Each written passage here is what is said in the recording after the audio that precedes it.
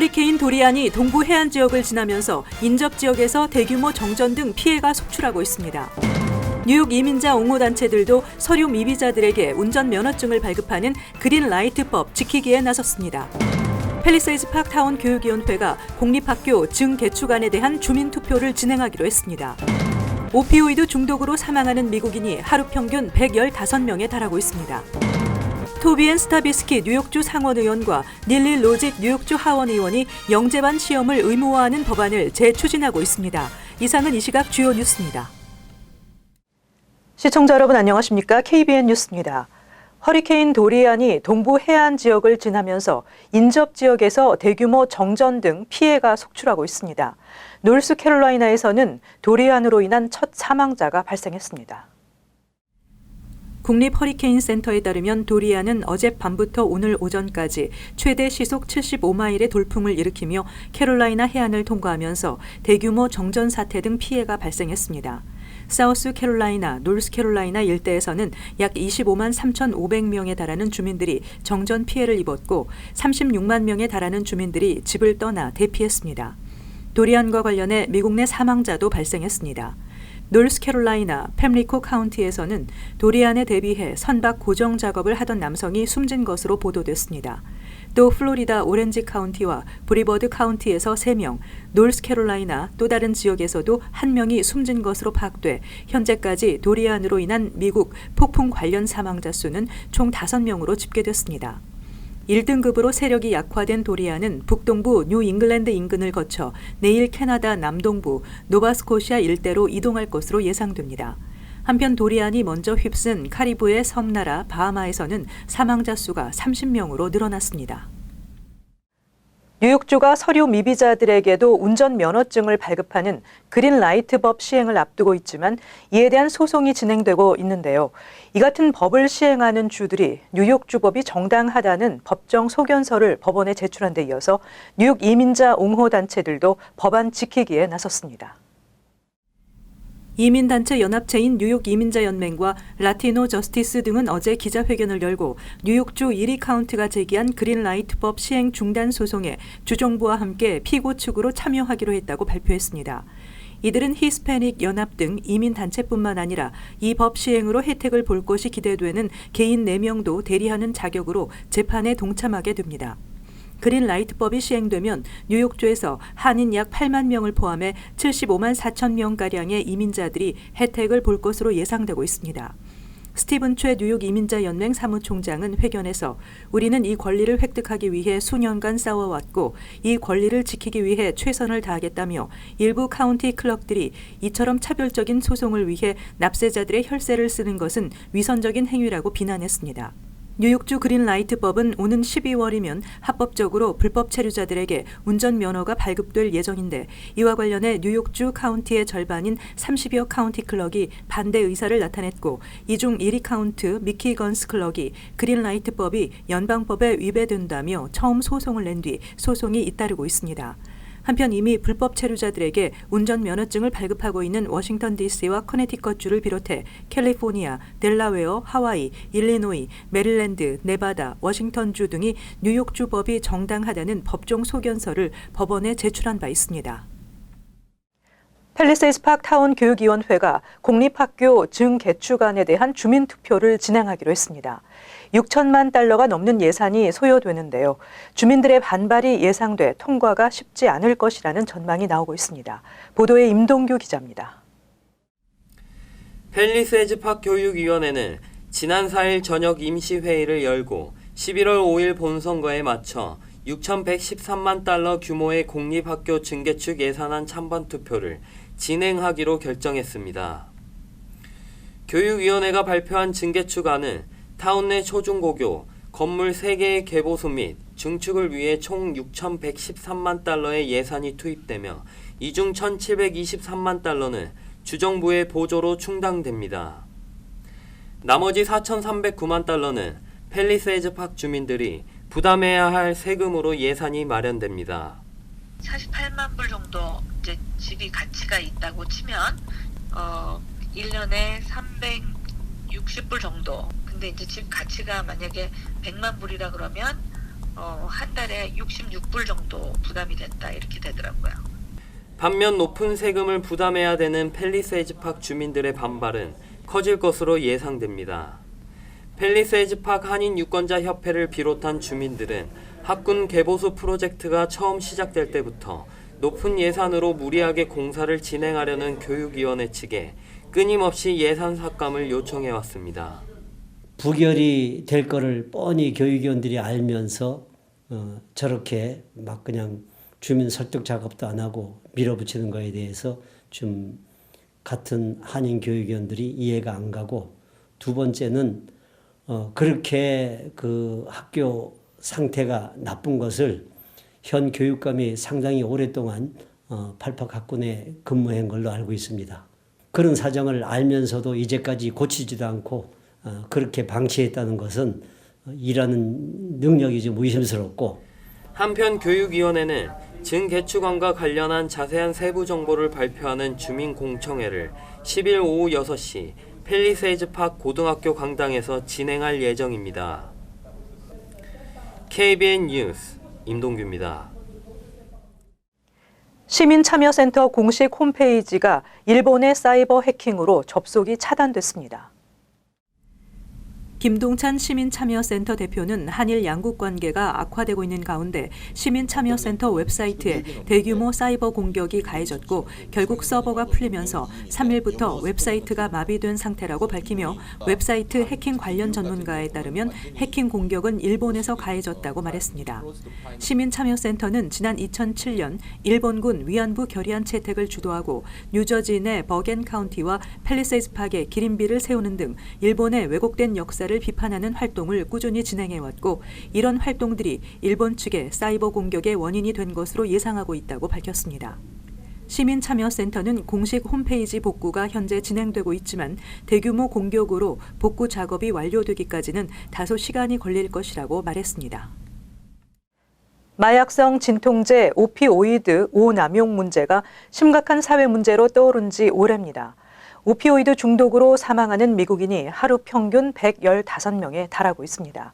또 지난 20년 동안 약물 중독으로 인한 사망자 10명 중 7명이 오피오이드로 인한 사망자였습니다.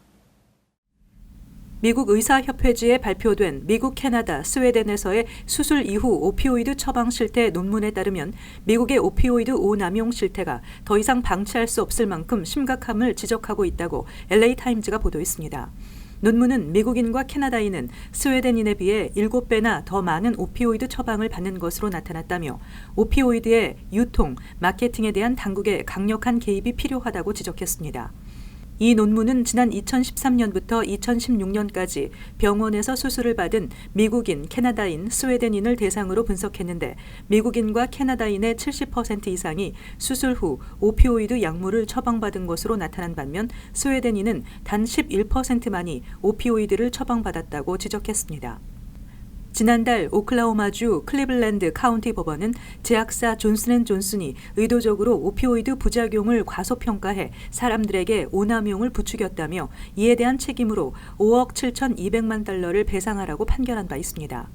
이 판결은 제약사가 과도한 마케팅을 통해 오피오이드 중독의 위험성을 실제보다 심각하지 않게 인식하도록 방조했다는 지적의 일환이기도 합니다. 오피오이드는 미국에서 흔히 구할 수 있는 진통제인데 옥시코돈, 옥시콘틴, 펜타닐, 메타톤 등이 대표적인 제품들로 다량 섭취할 경우 마약처럼 환각작용을 일으켜 많은 미국인들이 이를 마약 대체제로 사용하고 있습니다.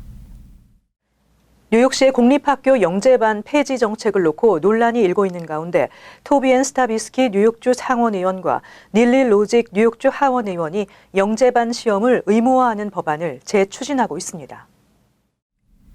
토비 앤 스타비스키 뉴욕주 상원의원과 닐리 로직 뉴욕주 하원의원은 어제 플러싱 이스트 웨스트 고교 앞에서 기자회견을 열고 현재 빌 드블라지오 시장이 추진하는 영재반 폐지 정책을 즉각 철회할 것을 요구했습니다.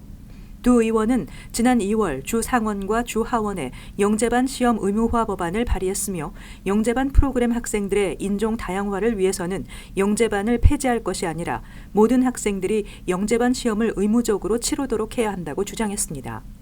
법안은 현재 영재반 입학시험 응시자들에 한해 치르는 시험을 모든 3학년생이 치르도록 하는 내용입니다. 두 의원은 지난해에도 영재반 시험 의무화 법안을 추진했었으나 무산된 바 있습니다. 스타비스키 의원은 이 법안은 영재반 재학생들의 다양성을 증가시킬 것이며 보다 많은 저소득층 학생들의 참여를 이끌어낼 수 있을 것이라고 말했습니다.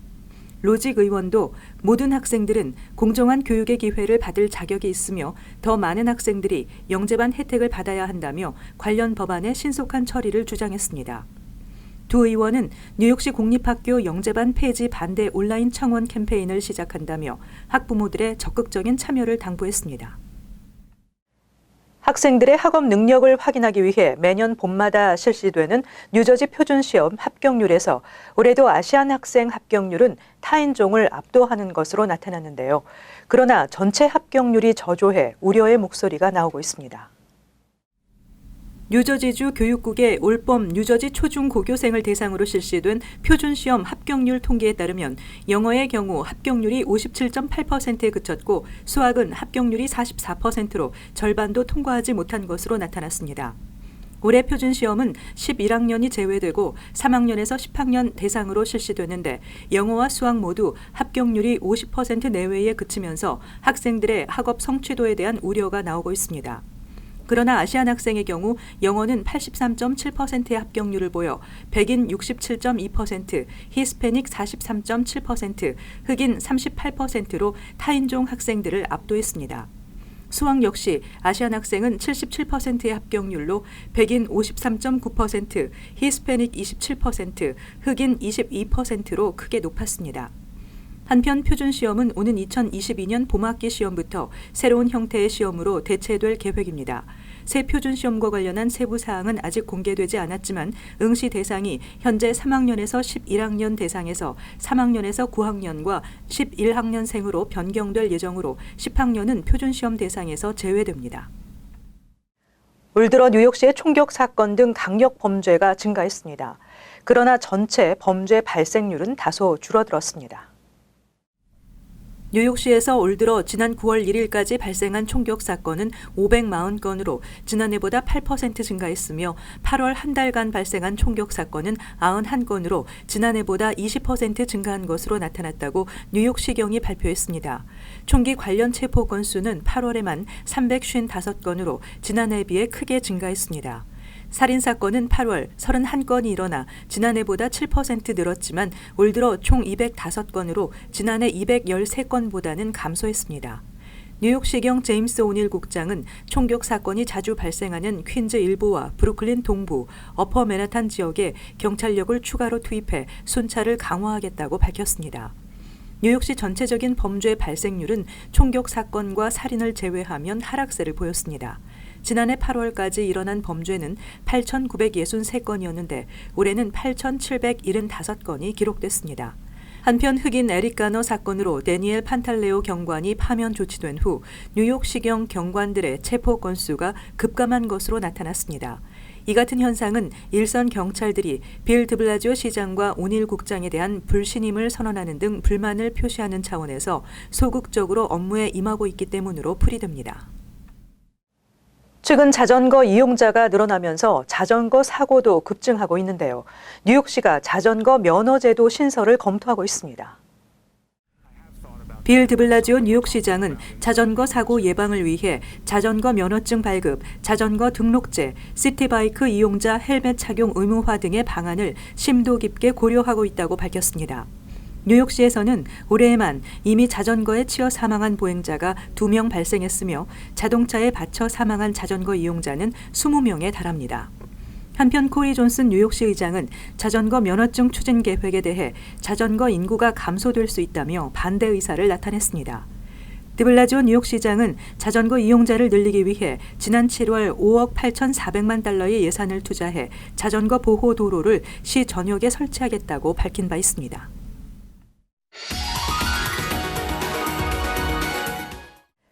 이어서 LA 지역 한인사회 소식입니다. 불법 체류 청년 추방 유예 프로그램 다카 수혜자 70만 명의 운명을 결정하는 재판이 2달여 앞으로 다가왔습니다.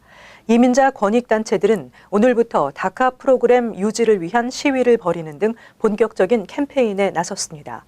아시안 다카 수혜자 가운데 한인들이 가장 많은 비율을 차지하고 있어 한인 이민단체들과 학부모들도 목소리를 높이고 있습니다. 홍지은 기자의 보도입니다.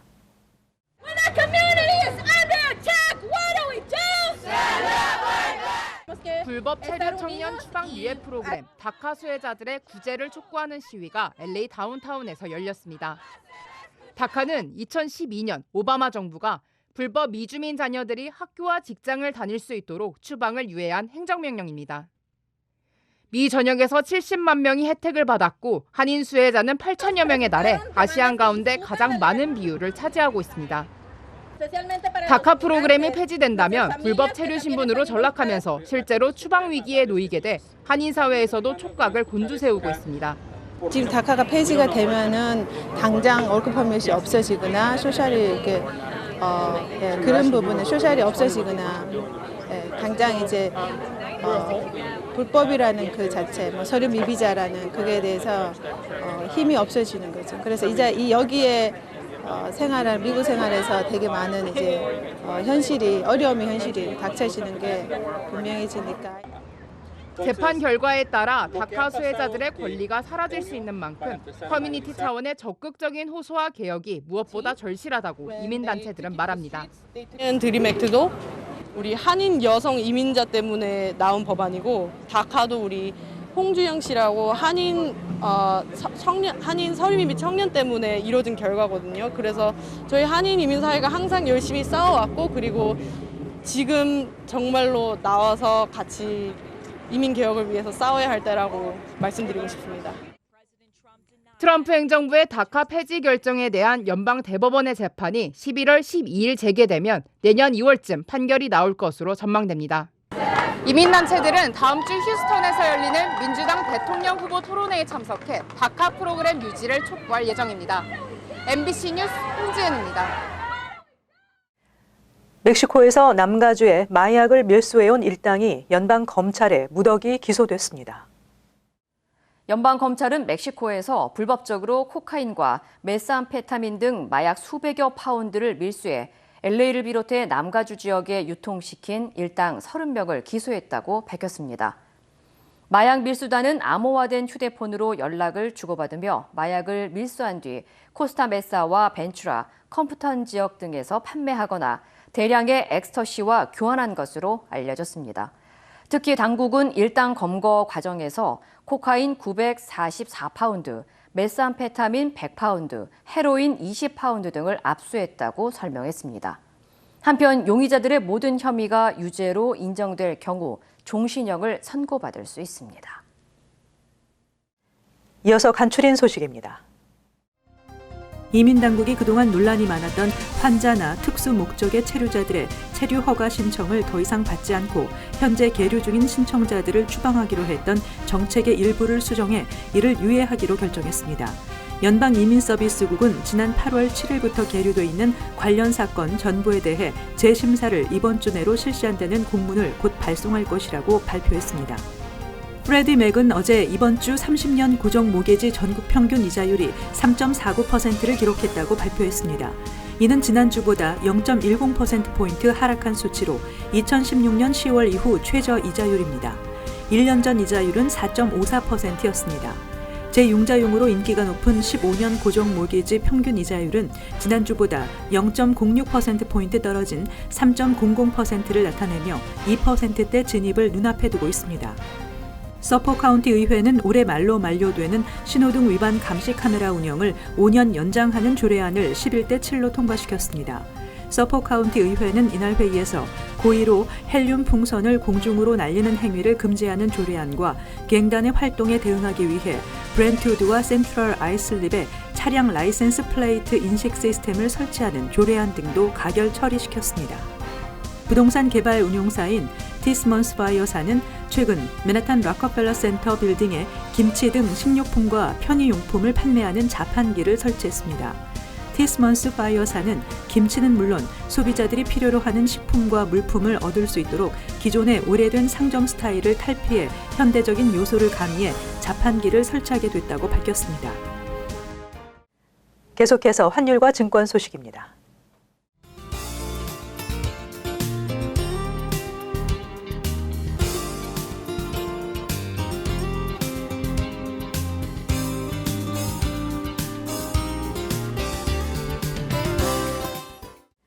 끝으로 날씨 전해드립니다. 토요일 대체로 맑겠습니다. 낮 최고 기온 78도, 섭씨 영상 26도, 밤 최저 기온 60도, 섭씨 영상 16도 예상됩니다. 일요일 역시 대체로 맑겠습니다. 월요일 가끔 흐리겠습니다.